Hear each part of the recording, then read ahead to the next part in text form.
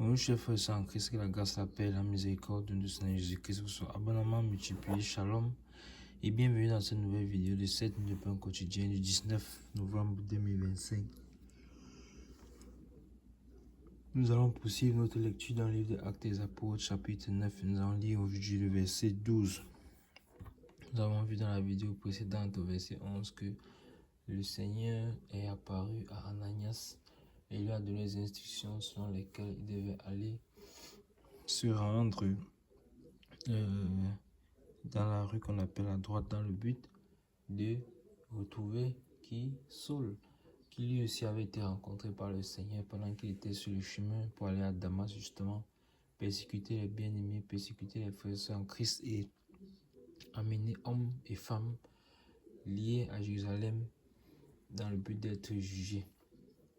Et sachant déjà que Étienne avait subi un sort qui était la lapidation. Et Jésus va donc apparaître à Saul et Saul va avoir ces révélations du Seigneur, cette vision du Seigneur, ces rencontres avec le Seigneur et sa vie va complètement changer.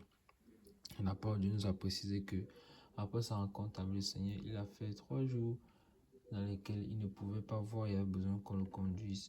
Et le Seigneur lui a donné des instructions d'entrer dans la ville. Et c'est donc comme ça que en arrière-plan, le Seigneur est en train d'organiser la rencontre entre Saul et Ananias. Et donc, le Seigneur a donné des instructions aux deux, que ce soit Saul, que ce soit Ananias. Et ici donc, au verset 12, on va voir clairement ce que le Seigneur a dit à Ananias en ce qui concerne l'instruction qu'il lui a donnée. Le verset 12, il dit ceci: car il prie, et il a vu en vision un homme du nom d'Ananias qui entrait et lui imposait les mains afin qu'il recouvre la vue. Ananias répondit Amen.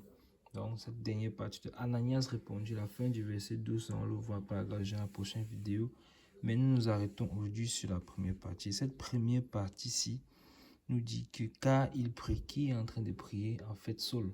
Car c'est le Seigneur qui est en train de parler à Ananias et lui dit donc justement que entre dans la rue, va dans la rue qu'on appelle à droite. Il y a un homme là-bas qui s'appelle Saul.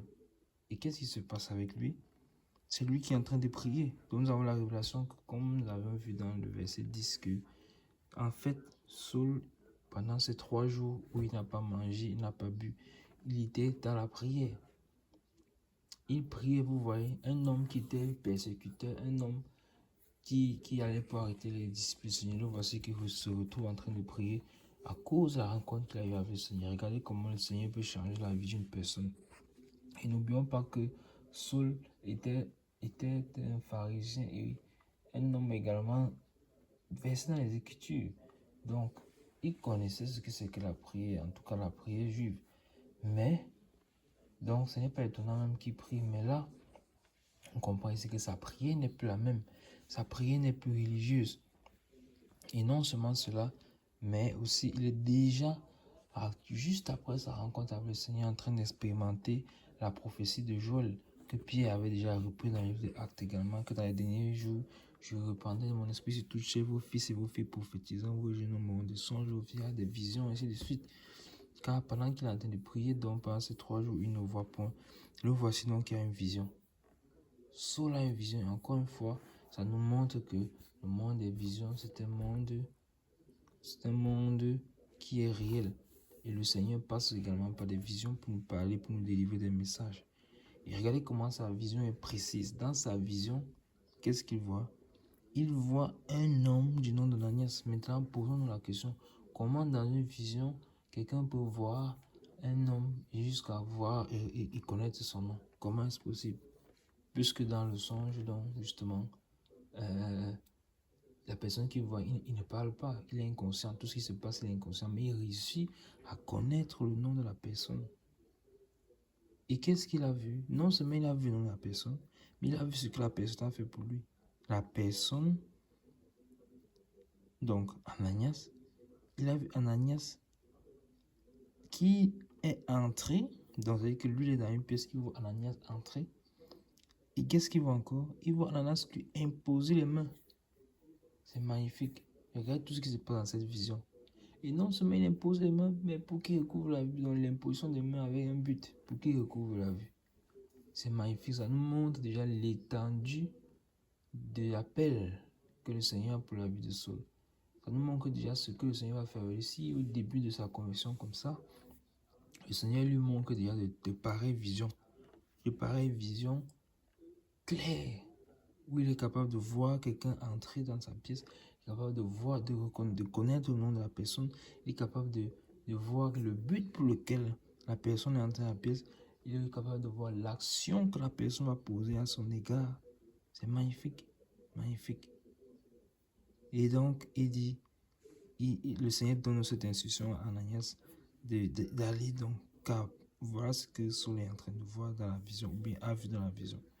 Et maintenant, Ananias va donner sa réponse. Et c'est ça que nous allons voir par la grâce de Dieu dans la prochaine vidéo. Mais là, nous voyons vraiment comment c'est merveilleux. Et donc, si nous sommes chrétiens et que nous n'avons pas de vision, nous pouvons demander au Seigneur, Seigneur, qu'en est-il? Parce qu'il ne faudrait pas qu'on soit chrétien, enfant de Dieu, et on n'a aucune vision, ou bien on ne se rappelle jamais de ses rêves, ainsi de suite. Il ne faut pas que ce soit le cas. Si on rêve trop, c'est pas bon. Si on ne rêve, on ne se rappelle pas du tout. Enfin, on pense qu'on n'a pas rêvé, ça veut dire qu'on ne se rappelle pas de ses rêves. Là aussi, c'est mauvais. Mais il doit y avoir un juste milieu. Car la multitude des songes viennent également par nos occupations. Mais si nous nous occupons avec la parole de Dieu, alors il est normal que le Seigneur nous parle dans la vision des songes. Donc, comme Saul ici était dans la prière, alors il est normal que le Seigneur lui apparaisse ou bien qu'il ait cette vision-là.